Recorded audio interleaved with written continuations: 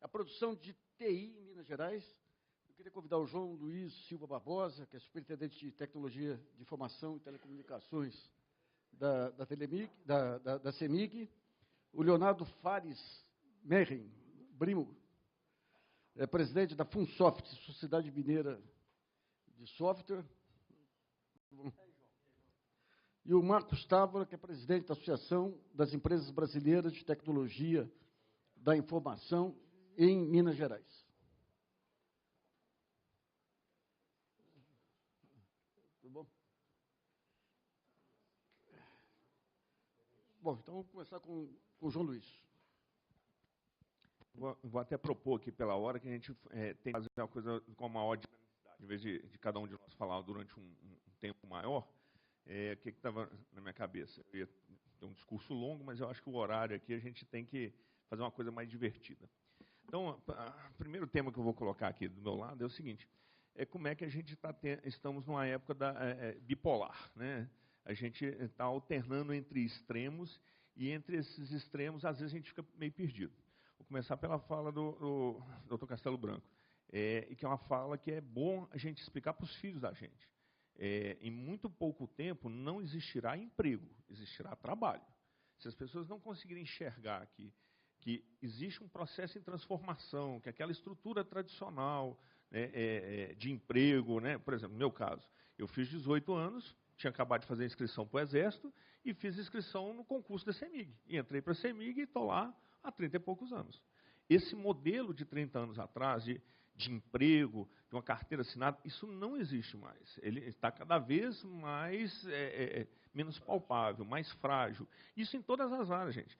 Eu posso falar da área de informática, posso falar da área da minha filha, que é direito, posso falar de medicina, né? Todas as áreas a gente está vendo essa transformação. E aí, por que eu estou entrando nesse ponto? É difícil a gente viver em extremos tão grandes, onde você transita de um lugar para o outro e as pessoas estão perdidas. Vou usar um exemplo só para vocês entenderem dessa confusão. Então, CEMIG. CEMIG é uma empresa estatal, a forma de acesso é concurso, não é isso? Na hora que você pensa em concurso, você está pensando em quê?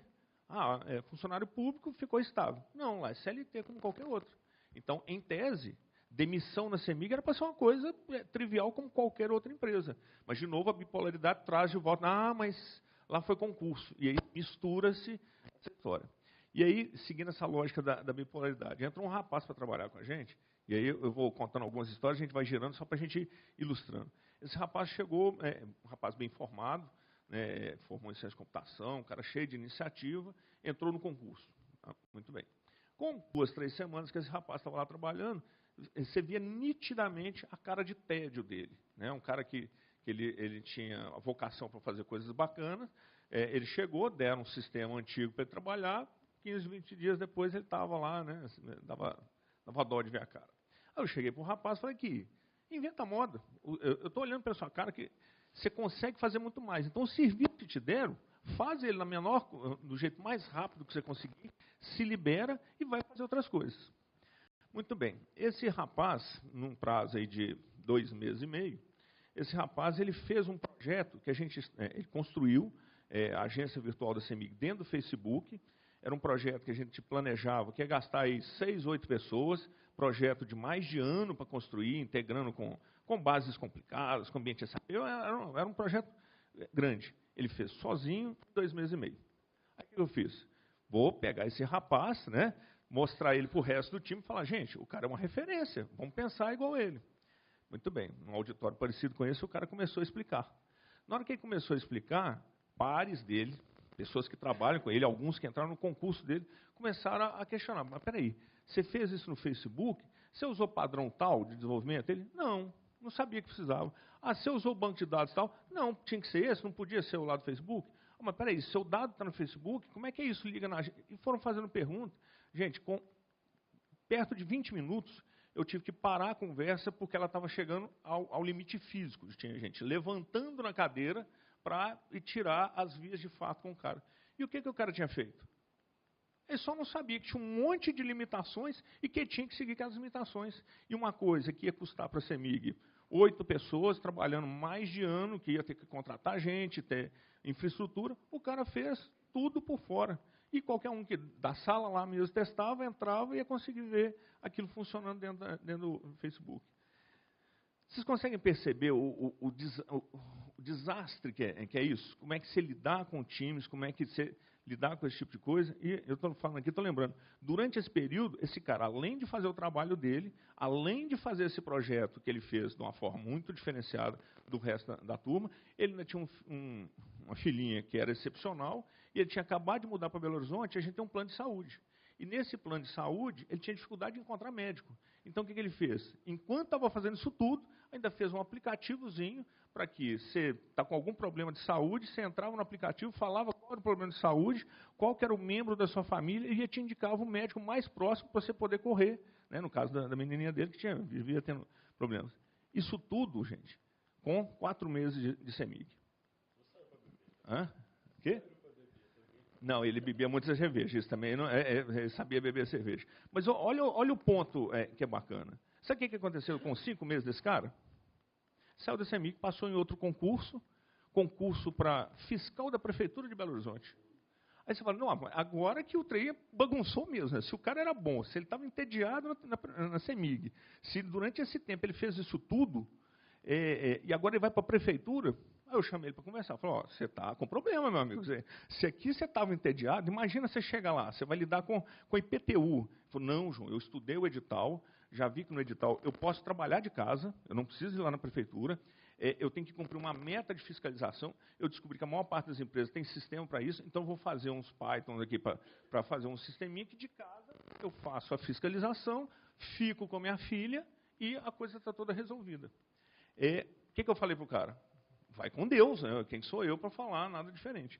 Então, o que eu queria que vocês olhassem a nossa bipolaridade, ela acontece o tempo inteiro. Quando a gente olha para o mercado, a gente vê Belo Horizonte é cheio de coisas muito bacanas. Alguns aqui já ouviram falar do São Pedro Valley, alguns já ouviram falar que a gente tem um centro Google aqui, a gente já viu vídeos na Globo, no SBT e sabe que aquilo é da Sambatec. A gente tem um monte de coisas plurais. E nós temos que tomar um cuidado danado, por quê? Porque nós mesmos somos a própria instituição, e aí eu estou falando porque a CEMIG tem essa característica, de matar esse tipo de iniciativa. A gente fez um projeto lá na CEMIG que funcionou parcialmente bem, que era o seguinte, quando você percebia que tinha uma startup, e aquela startup tem dificuldade, quem já teve startup, principalmente de informática, já viu isso, a pessoa tem um sonho, ele tem uma pepita de ouro na mão. Ele quer vender aquela pepita? Não, ele quer fazer ela crescer. Se você chega, uma empresa grande, perto daquela startup, você afugenta ela. Então, o que a gente fez? Sabendo que o cara tinha aquela dificuldade, e ele tem uma capacidade laboral, né, não é emprego, ele tem uma capacidade de trabalho, ele tem uma capacidade de conhecimento que ele pode colocar, a gente chamava essas pessoas, fazia pequenos contratos, e a pessoa trabalhava lá, meio horário, durante 1, 2, 3 meses. Foi, até agora, na lógica da CEMIG, como grande empresa, foi o jeito melhor que a gente teve de aproximar da startup. Por quê? Você não afetou o business do cara, o sonho que ele tem, você fez uso do conhecimento que ele teve e conseguiu compor um grande mosaico. E aí, trazendo aqui para o tema nosso, nessa história da gente não matar a criatividade, o que a gente mais tem para discutir é como é que a gente estende a mão, como é que a gente estende a mão e tira proveito desses trabalhos, seja de empresas pequenas, seja de empresas grandes, sejam de pessoas individuais, né, como indivíduo, a empresa é ele mesmo, e como é que a gente faz desse mosaico uma grande engrenagem a favor de um bem maior. Eu volto no rapaz lá que foi o início da conversa. Imagina se eu tivesse 10 caras desse. Eu garanto para vocês, gente, era melhor do que 80. Por quê? Porque o cara tinha propósito, né? Enquanto ele estava trabalhando, ele estava pensando na filha, além de ter propósito, ele enxergava que ele podia fazer coisas diferentes, ele conseguia transitar entre meios, ele era colaborativo, todas essas características que, na hora que eu olho para o meu ambiente tradicional, eu não tenho. E na hora que aí vem a história do ambiente tradicional. E na hora que eu vou contratar, o que eu vou fazer como empresa pública? Né? Vou fazer uma grande licitação, que na hora que eu estou fazendo uma grande licitação vai acontecer o quê? Vai vir a grande empresa tende como tem um pé maior, a matar todo mundo do ecossistema que está em volta. Então, iniciativas do que a gente está vendo aqui no P7 Criativo, em mais um monte de outros ambientes de coworking, e que abrem espaço para o indivíduo dar um passo à frente, são coisas que precisam ser preservadas. E aí, o pedido para todos, e eu passo a palavra para os demais para a gente fazer essa circulada mais rápido, é isso, nós temos que enxergar o ecossistema sem preconceito. Como você bem falou, o preconceito ele está em tratar iguais como os iguais, diferentes como diferentes, minorias como minorias e maiorias como maiorias. Se a gente não perceber que a diversidade está em todos os aspectos, a gente está sendo desigual. E aí esse é o pior dos cenários, tá certo? Vamos circular um pouquinho, porque a gente faz 2 rodadas, eu acho que tende a ser mais divertido para a galera. Uma vez conversando com um grande executivo mineiro, que foi o Penido. O Penido foi da Samarco, aqui, antes do desastre. Ele foi para São Paulo e ele contando que eles estimularam que 25% dos funcionários da Samarco faziam trabalho voluntário. E ele dizia, daqui a alguns anos, toda a diretoria vai ser desses 25%. Então, eu falei, mas se for pré-condição, não é voluntário. Ele falou, não, é porque no trabalho voluntário é tudo horizontal.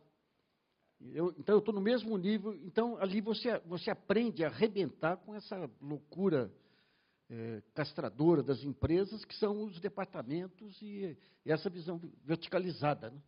Então, esse é um dos grandes desafios das empresas modernas, é como substituir o sargentão pelo maestro. Mais do que isso, como fazer que quem está substituindo aquele sargentão não seja discriminado pelo próprio time que esperava encontrar um sargentão. A vida é dura. Bom, vou passar a palavra, então, ao Leonardo Fares. Bom, boa tarde a todos. Obrigado aí pelo convite, Léo Guerra. Eu queria tentar focar aqui em 2 pontos, a questão cultural e o que é a TI no contexto da economia moderna. Há alguns anos atrás, então 5, 6 anos atrás, o ministro alemão responsável pelas exportações estava dando uma entrevista e falando o que a Alemanha estava exportando. A Alemanha tem a maior pauta de exportação tecnológica do mundo. Ele foi falando, um jornalista perguntou, e automóveis? Como que está a nossa exportação? Ele falou, isso eu não sei responder porque nós não exportamos automóveis. Mas como que nós nos exportamos automóveis? Nós fazemos os melhores carros do mundo e nós exportamos. Não. Nós exportamos software sobre rodas. É preciso entender o papel da TI, foi dito, enfatizado aqui, que não há nenhuma forma de aumentar a produtividade da economia, e este é o desafio, a produtividade da economia brasileira, especialmente a mineira, que nós estamos no lodo há 40 anos, sem TI. É fundamental entender isso. Então, a indústria de TI é uma ferramenta fundamental para transformar a nossa cadeia produtiva. De Minas é fundamental, sem isso não tem jeito. Desde o consultório do médico, na produção do audiovisual, na indústria pesada, na transformação, na energia elétrica, não tem jeito. Muito bem. Aí, quando a gente vai entender essa indústria aqui, o João Luiz até já falou ali, tem uma série de potenciais muito poderosos aqui. A partir do parque educacional, que é muito forte, das grandes empresas que estão aqui, do nosso ambiente da cidade, né? Por exemplo, Minas, Belo Horizonte. Né? Belo Horizonte tem, Minas, a maior quantidade de empreendedores por 100 mil habitantes no Brasil e tem a maior quantidade de startups por 100 mil habitantes no Brasil. Né? Aí, no entanto, quando você vai para a geração de renda e geração de receita, você pula para o 9º e para o 11º lugar. Bom, aí nós vamos ver a questão cultural, o ambiente cultural é extremamente importante para isso. Né? A qualidade da cidade, desde ter o galo, que ajuda muito, ajuda demais, ter Araújo, ter o Verde Mar, ter os bares, não temos mar, mas temos os bares, e tudo isso é muito... Nós temos um potencial enorme. Agora, aonde que está a questão? No meu ponto de vista, o nosso problema é eminentemente cultural. A cultura do empreendedor, a cultura do comprador. E que fatores estão colados nisso aí? Como que se manifesta isso aí? Manifesta de um primeiro jeito. todos os empreendedores se julgam Bill Gates ou Steve Jobs. Ele vai sozinho, ele cresce sozinho. É por isso que o nosso parque é de opção de pequena empresa e, quando começa a consolidar, consolida de fora para dentro. Então, como diz um companheiro, parece que as vaquinhas de fora vêm no nosso pasto, tá? E vai levando as empresas. Não tem nenhuma história de uma consolidação relevante partindo de Minas na área de TI. Não tem. Né? Então, esse é um grande problema. A outra coisa, entre aspas, a aversão à internacionalização. Nós temos uma dificuldade muito grande de entender que esse setor é um setor eminentemente global. Não existe fronteira. Não existe fronteira. E esse é um problema muito grande que está na cabeça do nosso empreendedor. Então, ele tem uma dificuldade muito grande de se associar. Vamos associar para crescer, vamos fundir, vamos, enfim, tem uma dificuldade muito grande para isso. Tem uma dificuldade muito grande nas relações internacionais, ou seja, nós temos um mercado grande, para que pensar no outro mundo? E temos um problema seríssimo do complexo de vira-lata, que não é só nosso, mas aqui também acontece. Os compradores, os grandes compradores, gostam de comprar marca. Eles não analisam o que está comprando, o contexto. Gosta de comprar uma marca. Obviamente que a marca tem força em qualquer lugar do mundo. Obviamente que tem marca. Não é por outra razão que uma mulher entra numa loja do Louis Vuitton, fica lá 6 meses na fila para comprar uma bolsa de $30 mil. Junta e compra. Isso claro que funciona. As grandes marcas funcionam. Mas aqui é uma coisa impressionante. Então, eu acho que a gente precisa de trabalhar, e este contexto da economia criativa, este ambiente é fundamental para isso. Nós não vamos vencer esse desafio, dar um salto, se não houver uma mudança cultural. Isso envolve diversidade, isso envolve cabeça aberta para tudo que acontece em torno do mundo, isso envolve capacidade de receber o novo, não de forma reativa. Enfim, eu acho que o desafio para mudar esse negócio é um desafio cultural da parte do empreendedor e também da parte dos principais players do mercado, num primeiro momento, que depois muda o resto. É isso. Vou fazer uma perguntinha para todo mundo aqui. Todo mundo já foi criança aqui, já brincou de sabe aquele joguinho de tabuleiro chamado Banco Imobiliário? Quem já jogou Banco Imobiliário? Quase todo mundo. Alguns já jogaram, os homens às vezes gostam muito do War. Né? Muito bem. Qual que era a principal característica, seguindo o que o Léo estava falando, desses jogos? Ao final do jogo, um ganhava. O resto todo mundo perdia. Hoje, quando a gente vê os adolescentes, e essa turma já está entrando aí nos 20 e poucos, você vai encontrar jogos aí, vou falar 2, né, que tem lá em casa. Um chama Pandemic, que eu acho que ninguém conhece aqui, e o outro chama Transformando Marte, em inglês. Né? Qual que é a característica desses 2 jogos e que a moçada está aprendendo? Ganha, ou todo mundo ganha, ou todo mundo perde. Então, no caso lá do Pandemic, é um jogo que está tendo uma epidemia global. Cada um dos jogadores tem um papel naquela epidemia global. Ou você salva toda a população da Terra, ou toda a população da Terra está morta. Então, a gente já percebe a sociedade. O problema é que nós estamos velhos, né? A gente tem que olhar, de novo, na questão lá da bipolaridade, como é que a gente traz isso para o ambiente? Como é que a gente traz isso para o ambiente nosso aí? Como é que a gente faz com que cada um que quer ser Bill Gates, não seja Bill Gates, vão ser colaborativos? Você tem um modelo educacional, até se tentou trazer aqui para o Brasil, que é a questão, usando a internet, que é o conceito de games e de projetos para a escola. Então, em vez de você ter aquela competição entre os alunos, você tem o game, o aluno tem que mudar de patamar, e a escola, a aula presencial, é o local onde o professor vai ser seu aliado para você poder mudar de etapa. E ele vai te alocar em grupos que estão afim. E o gozado é que eu escrevi isso aí, depois que eu vi uma apresentação daquele... sino-americano, que até quem trouxe foi o Lehmann. Eu vi a apresentação, fiz um artigo, daí eu recebi um trabalho do Vanderlei Guilherme dos Santos, um grande cientista político, que trabalhava no IPEA no começo dos anos 70, e ele pensou a mesma coisa. O ensino não pode ser o mesmo, padronizado para todos os alunos. Ele tem que acompanhar o ritmo de cada aluno. E ele pensava, falava, então onde vai ficar o ensinamento? No computador. Isso aí, você não tinha nem a indústria do microcomputador. Apresentou o trabalho, fala, com isso você faz uma revolução educacional e faz uma revolução industrial, porque você vai estimular os computadores. Né? Por isso que eu digo, o pessoal fala muito em desperdício no Brasil, o maior desperdício são de grandes ideias. Mas sobre esse negócio de ser Bill Gates, no começo dos anos 90, o Clipper era o grande programa aí, todo mundo usava o Clipper. E uma rapaziada de São Paulo criou o Joiner. O Joiner era um clipe aprimorado. E os bancos estavam começando a atuar. Daí eu entrevistei lá o rapaz no meu programa e falei, olha, eu vou te colocar em contato com alguns bancos de investimento para vocês entrarem no mercado americano. Não, com essa ideia nossa aí, em 2 tempos nós dominamos o mercado americano. Morreu o Joiner antes de nascer, né?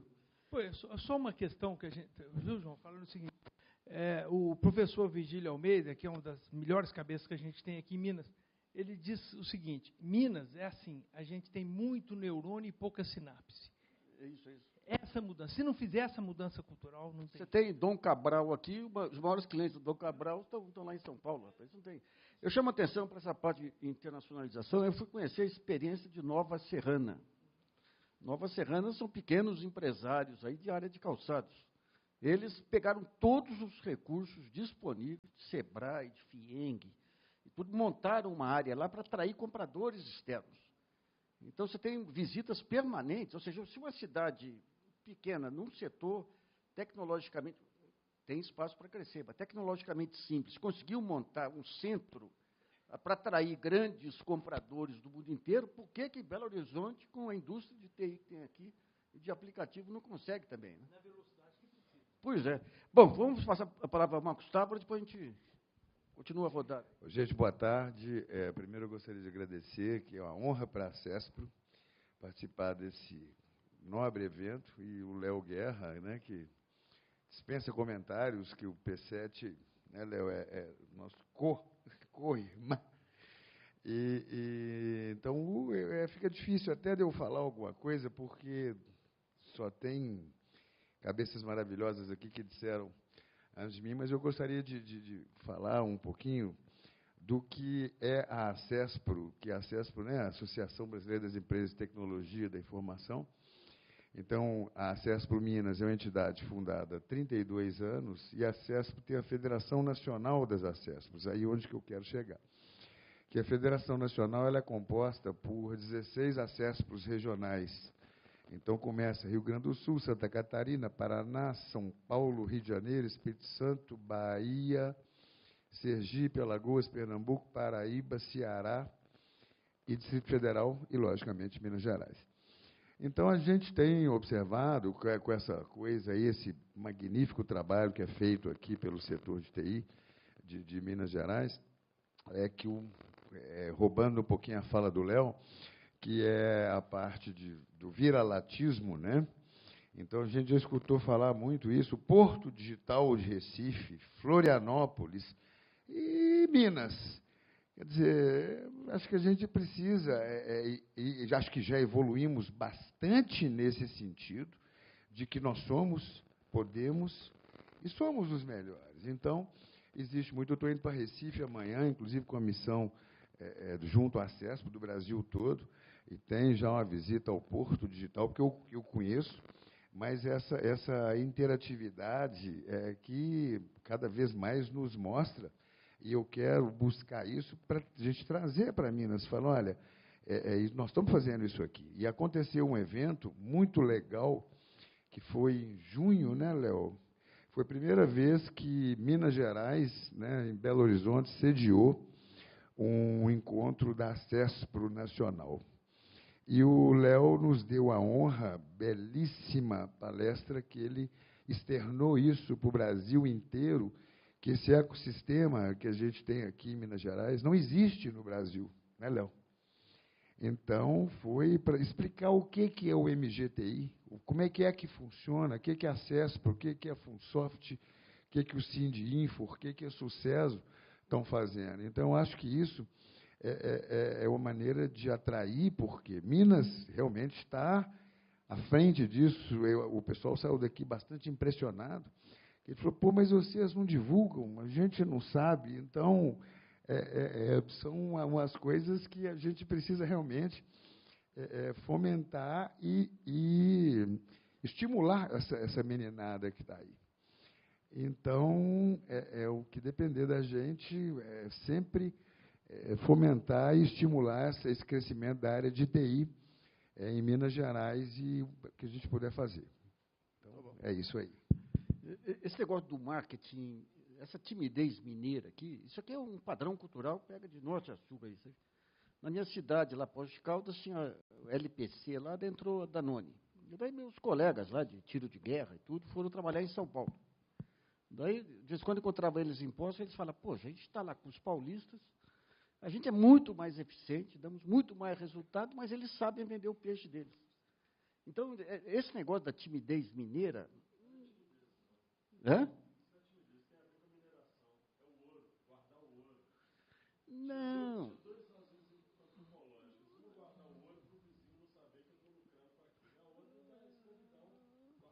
Mas eu não vou contar os meus méritos, não vou fazer propaganda das minhas vitórias para...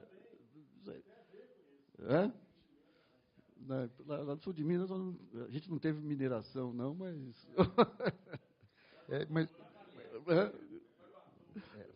Não é que nem Tiradentes, que você tem o gavetão lá, né, para esconder a comida lá. Mas o que a gente percebe muito aqui, venha corroborar com isso aí que vocês disseram, é exatamente isso. O mineiro tem isso muito. Fala, eu estou fazendo, vou ficar quietinho, já tem aquela fama, né, de comer quieto. Então, mostra, né, principalmente na área minha, do Léo, que a gente começou anteontem, nós éramos 2 anos de idade, né, Léo, que a gente começou a mexer com isso.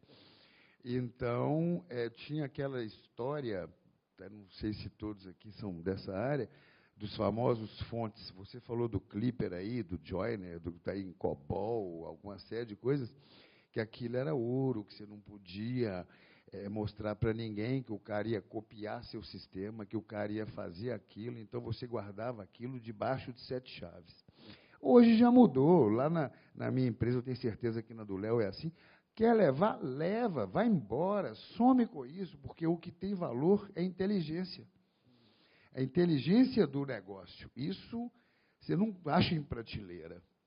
Então, isso que a gente está tentando mudar, estamos mudando, a sua fala foi fantástica nesse sentido, que a gente tem que mudar isso e realmente perder esse medo. Quer dizer, a gente discute, conversa muito com o Léo, repetindo, porto digital, quer dizer, porto digital, você fala que Belo Horizonte, Minas Gerais, não, o negócio é o porto digital.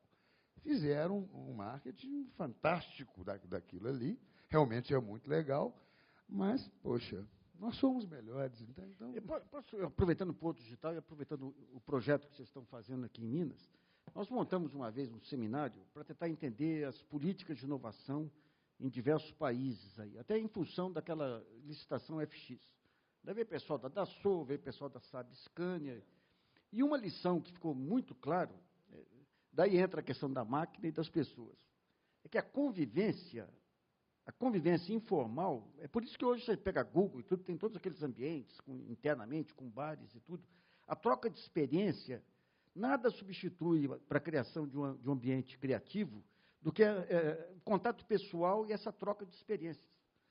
Por isso que, digamos, a criação desses prédios integrados, com todo mundo junto, trocando ideias, é importante. Por isso que é importante, nas universidades também, você ter locais aí que permitam essa interação. Sabe? Interessantíssimo, exatamente. Eu queria que o Léo desse um depoimento.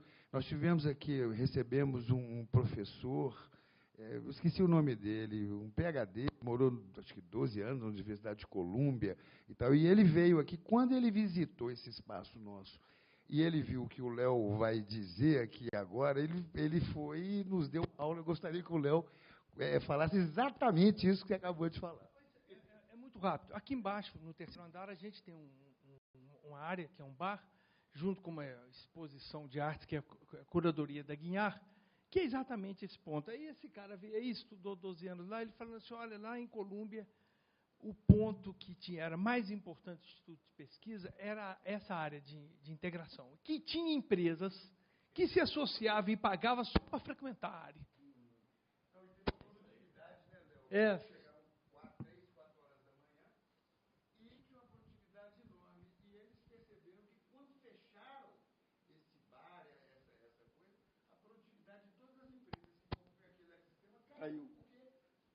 Tá, vamos pegar um exemplo agora, pô, já que nós estamos nesse torró de palpites.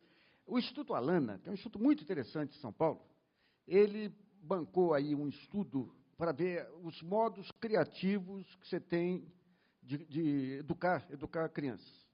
E pegaram as melhores experiências, foi justamente na Nova Itália, aquela região que gerou toda essa revolução italiana aí, dos arranjos produtivos locais. E o ponto central da educação dessas crianças, no ensino fundamental e na creche, eram os jogos, a parte lúdica, deixar as crianças liberadas para desenhar. Esse era o ponto central que estava na raiz de toda a criatividade da região.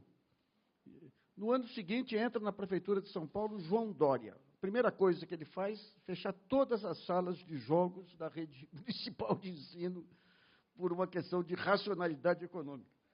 Então, digamos, é difícil quando você pega. E daí eu aproveito para fazer uma pergunta para você. Você perdeu um craque aí por conta de um ambiente que é tudo padronizado, que impede o exercício da criatividade. O que as empresas podem fazer para romper com essa amarra, que, aliás, vem dos próprios colegas quando vê alguém se destacando também? Essa é uma briga boa. Deixa eu separar em dois pontos. Primeiro é o seguinte, no lado da estrutura empresarial, como eles bem falaram, como é que a gente estimula isso? Gestão é baseada em indicadores, né? Nenhum de nós aqui vive sem indicadores, e se você não tiver indicadores, você não sabe se a coisa está indo bem, né? Não vou ficar fazendo apologia de indicadores. Mas o fato é o seguinte, a nossa escola de gestão tradicional, ela coloca indicadores ao longo do processo. Então, para você acompanhar se a coisa está evoluindo. A maior parte de nós trabalha dessa forma. Usando a lógica do gamification, uma das coisas que a gente está tentando fazer, e é uma quebra de cultura, é o seguinte, em vez de usar indicadores ao longo do processo, vamos tentar colocar indicadores onde a pessoa ganhe o sucesso daquela, quando ela entrega efetivamente. Então, na lógica do gamification, isso na CEMIG não é viável, tá, gente? A gente não conseguiu fazer lá. Estamos fazendo uma outra empresa, porque estatal é sempre uma dor de cabeça. A gente criou, tipo, uma lojinha, né? E aí o cara consegue atingir um objetivo mais curto, naquela lojinha ele vai lá e troca. Pô, deu 10 sucesso, você vai lá e troca para um óculos. Criou essa noção de competição.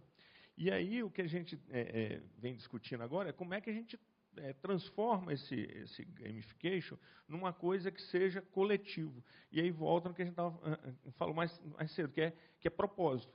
Né? Então, lá, né, que esse está acontecendo agora na CEMIG, a gente tem uma creche lá para ajudar, e aí o pessoal está fazendo um trabalho, que aquele trabalho, também voluntário, vai produzir um benefício de alguém que falou, se vocês, que é um investidor, se vocês conseguirem fazer isso, eu coloco dinheiro lá na creche. Então, acho que a grande transformação, ela vem de dentro. E vem de dentro com estruturas que estão dentro dessa lógica de colaboração, dentro dessa lógica de gamification, e dentro de mostrar que a construção geral é uma construção que é boa. Agora, dentro do ambiente empresarial, a gente ainda tem que voltar lá atrás e tem que estar seguindo a mesma base. Por quê? Cada um de nós aqui está numa determinada empresa, aquela empresa tem que sobreviver, porque a sobrevivência da empresa depende da sobrevivência das pessoas, e todo mundo tem que enxergar que está dentro do mesmo barco. Agora, pegando isso, e voltando num ponto que você comentou lá atrás, isso tudo, gente, vem da educação lá atrás. Educação, para nós, ainda é uma coisa assim... Está 3 séculos atrás. A sala de aula nossa, por mais que a gente lute, ela ainda está na mesma metáfora. Isso é uma coisa que é urgente quebrar. Só para finalizar, pegando o exemplo da educação, ligando com essa turma mais nova, há pouco tempo atrás, um grupo lá de colegas veio me reclamar, CEMIG nunca teve tão pouco treinamento. A CEMIG, há uma década atrás, era comum uma pessoa ficar uma semana fazendo um curso de alguma coisa. Aí me apresentaram, justificaram, contaram isso tudo, falei, muito bem. Então tá, entendi a reclamação de vocês, vamos mudar de assunto. Aí continuou, né? Eu adoro fazer reunião em pé, que é mais rápido, né? Aí fomos conversando, o cara mudou de assunto, aí daí a pouco ele estava comentando lá de um trem que ele estava fazendo no celular. Aí eu voltei no treinamento. Você precisou de treinamento para isso? Não, como é que você fez? Eu fiz. Então aqui, para você fazer uma coisa que você tem interesse, você não precisou de todo esse treinamento formal. Por que para fazer uma outra coisa muito mais simples, você quer ficar uma semana sentado na cadeira vendo alguém falar como professor? O desafio nosso é compatibilizar toda essa estrutura que a gente tem, que é empresarial, que é baseada em indicadores, que tem que ter resultado, com uma mudança cultural. E mudança essa, gente, que sinto muito para quem não percebeu ainda, ela já está no colo de todo mundo, não tem como escapar disso. Uma coisa que essa conversa minha com o Penido lá atrás ajudou a confirmar. Nos anos 90, você começou a ter esse espírito do IUP, do mercado financeiro, que acabou se tendo os filhotes aí nos concurseiros, esse negócio todo aí. Que a lógica qual que era? A lógica Paulo Guedes, aí, que entrou agora. Se trancar aqui e der um machado para cada um, em meia hora metade está morto. Mas o resultado final vai ser mais positivo, porque os que sobreviverem vão ser mais eficientes. E eu perguntava, uma vez eu fui dar uma palestra para o Citi. O Citi, na época, era o banco mais agressivo ali. O pessoal entrava no Citi, passava metade do tempo tentando puxar o tapete quem estava na frente. E a outra metade se precavendo para não puxar o seu tapete. E eu peguei lá o cara de recursos humanos e falei, deve ser eficiente isso aí, porque o Citi é um grande banco aí. Mas como é que é na vida real aí? Ele falou, aos 40 anos, esses caras estão destruídos emocionalmente. E daí eu tive um caso lá de Poços de Caldas, um senhor que era vizinho nosso lá, o seu Ferreira. O seu Ferreira, ele morreu, a cidade inteira foi no enterro dele. Ele, quando chegou em Poços tinha acabado o jogo, ainda tinha prestígio, tinha turismo, tudo, tinha uma rede hoteleira, herança do jogo, tinha um clube esportivo que era caldense, meu pai diretor lá. O seu Ferreira olhou aquilo tudo, falou, mas se juntar tudo isso, dá para fazer um produto. Jogos abertos de Poços de Caldas. Pensou só assim. Meu pai levou a ideia para Caldense, durante 15 anos foi o maior evento turístico de Poços de Caldas. Por que o seu Ferreira conseguiu fazer e levar essa ideia? Porque ele não queria levar vantagem. Ele tinha a confiança de todo mundo lá. Então, isso aí trouxe a ideia que o empreendedor social, que hoje é um elemento, quando você pega as empresas, que você tem que ter os trabalhos interdepartamentais, você tem que ter o empreendedorismo dentro das empresas, esse empreendedor social, o sujeito que sabe navegar em todas as pontas, juntar as pontas e ter a confiança de todo mundo, ele passa a ser o elemento central. Então, eu escrevi na época, falei, quem que é mais relevante, não digo como pessoa, não dá para comparar o seu Ferreira com um Bostica de mercado financeiro, mas quem que é mais importante do ponto de vista econômico? O IUP, que só sabe fazer mudanças de ativos lá, ou o seu Ferreira, que sem dispor de capital, só com a imaginação e com a confiança, ele montou uma riqueza.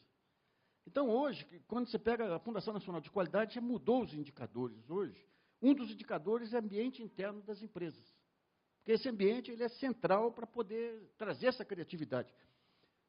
Quando o Castelo Branco fala da criatividade brasileira, essa criatividade se manifestava onde? Só na música, antes de tudo, porque as empresas eram... Quando começaram os primeiros programas de qualidade aqui na Uzi Minas, eu lembro uma história que contavam lá. Fazem a reunião, qual que é o maior desperdício da Uzi Minas? Limpeza de alto forno. Tinha que desligar o alto forno, passava um dia para esfriar, tinha que levantar um andaime, raspar tudo, limpar. Daí fizeram uma reunião para descobrir um jeito de baratear o processo. Daí vem lá o engenheiro formado no Haiti. Não, basta trazer aqui equipamentos belgas. Ô, fulano, nós temos equipamento, não é belga aqui, então traz algo factível. O outro, não, basta importar carvão, não sei de onde. Daí entra um peão lá e fala, eu tenho uma solução. Qual a solução? Em vez de fazer andaime de madeira, faz de metal. Daí deu aquele branco, porque o engenheiro não foi estudar no Haiti para encarar soluções simples. Né? Não, mas o cara fez o cálculo, catou a calculadora, fez na hora. Não, o custo é irrelevante e o tempo de levantar um andaime de metal para desmanchar é muito pior, que madeira se arrebenta tudo, metal não. O cara fala, do meu jeito é mais rápido. Mas não adianta mais rápido. Não adianta você colocar 4, 8 ou 16 pessoas, porque tem um espaço físico lá. Não, do meu jeito só tem uma pessoa. Mas como uma pessoa não é de metal? Não está no alto forno? É uma pessoa que aperta o botão e liga o alto forno. Ou seja, uma solução que estava nítido, mas as empresas, os técnicos, eles não são treinados para soluções óbvias. E daí entra o vício, estou falando das empresas do antigamente, né?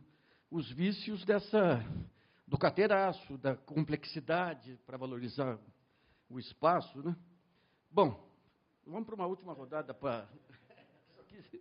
Também se for falar disso, hoje não vamos terminar, né?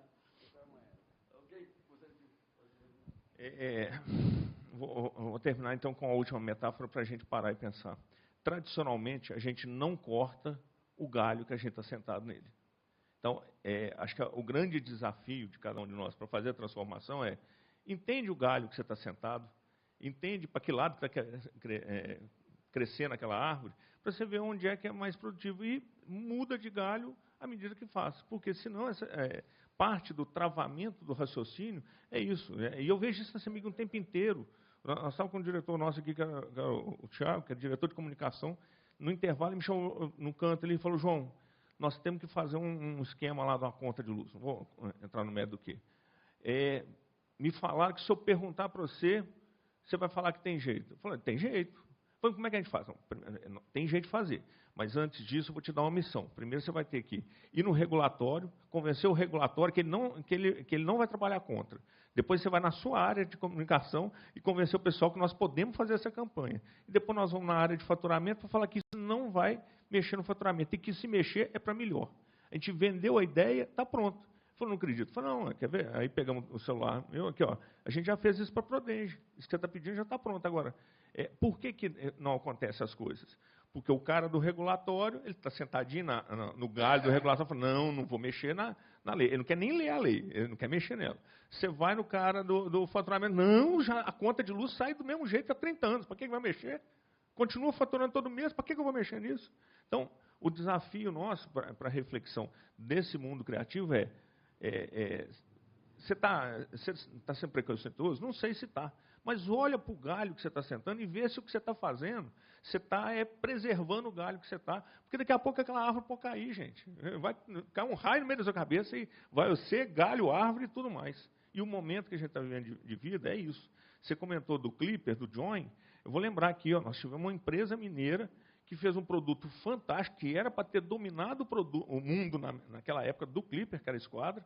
Ela fez um produto chamado Escultor, que em Minas Gerais vendeu a rodo, mas fora de Minas Gerais não vendeu um produtinho. A empresa está aí, está hoje, é uma boa empresa, mas perdeu um bonde da história, onde as pessoas estão lá, eles ficaram ricos, mas eles podiam ter ficado muito ricos e a gente poderia ter surfado uma onda de uma forma muito melhor. Okay? Obrigado a todos, gente. Bom, 1943, quando o Brasil estava entrando na guerra, Getúlio Vargas criou a Força Aérea Brasileira. E naquela oportunidade precisava de formar os pilotos. E tinha duas correntes. Uma achava que tinha que mandar para os Estados Unidos os meninos, formava muito rápido lá. E a outra achava que tinha que fazer uma escola no Brasil. E ganhou essa corrente que queria fazer escola no Brasil, foi quando foi constituído o ITA, Instituto Tecnológico de Aeronáutica, né? E o Brigadeiro Montenegro Filho, que foi o cara que idealizou esse negócio, em 1943, ele disputando lá com os colegas que não queriam: como é que você vai fazer mais uma escola de engenharia? Nós já temos o IME, que é uma escola, Instituto do Exército, muito boa, até hoje, né? Uma ótima escola. Ele falou: não, eu não quero fazer uma escola de engenharia, eu quero fazer uma fábrica de aviões. É Embraer. Então, se você falasse assim, em 1943 o Brasil vai ter a terceira fábrica de aviões do mundo, você é um doido, barrido em terra esse cara aí, que ele não tem nenhuma possibilidade. Eu trouxe fazendo isso aqui só para dizer o seguinte: o meu otimismo, a minha crença e o meu sonho, no seguinte sentido: essa iniciativa que está tendo aqui em Minas do P7, ou seja, você pegar toda a economia criativa, a indústria criativa, põe esse povo todo junto, misturado e trabalhando, você fala: que fábrica de aviões vai sair daqui? Eu nem sei o que vai acontecer, o que pode acontecer. Mas, seguramente, alguma coisa muito poderosa vai acontecer. Porque, pela primeira vez, eu acho que essa iniciativa, nesse formato, eu não conheço outra no Brasil, e nem na América Latina, se é que tem, nesse formato, né? Ela tem um aspecto simbólico importantíssimo da transformação, porque o fato de muita gente não estar compreendendo o que está acontecendo é um bom sinal. Quer dizer, não estamos fazendo mais do mesmo, estamos fazendo alguma coisa diferente, né? O fato de estar lá no centro da cidade, que é uma referência histórica da cidade, também é um fator extremamente importante. E mais que tudo isso, nós estamos juntando os talentos de todas as áreas, pondo esses talentos todos juntos, não tem jeito de dar errado. Torço que vai sair umas 10, 20 embraers isso aí. Vai ser o renascer da economia mineira. Sabe aquele prédio, quando eu tinha meus 10 anos, meu pai me trouxe aqui até para ir consultar a vista. Daquele prédio, sabe o que a gente via lá embaixo? Árvore com lacerdinha. Os mais velhos, acho que lembram que levam lacerdinha. Que era um bichinho lá, que parecia pernilongo, lá que picava a gente, lá, e era dedicado ao lacerda, lá que ficava muito... Bom, as palavras finais da senhora. Gente, para finalizar, eu gostaria de agradecer aí a oportunidade, e eu acho que o Léo, brilhantemente à frente do P7, eu acho que, como eu falei, eu acho que Minas já está mudando essa iniciativa aí, eu vejo os dois Léos nessa guerra intensa aí, e vou roubar a sua fala, Léo. Sua vitória nos interessa. Muito obrigado e bom final de tarde a todos.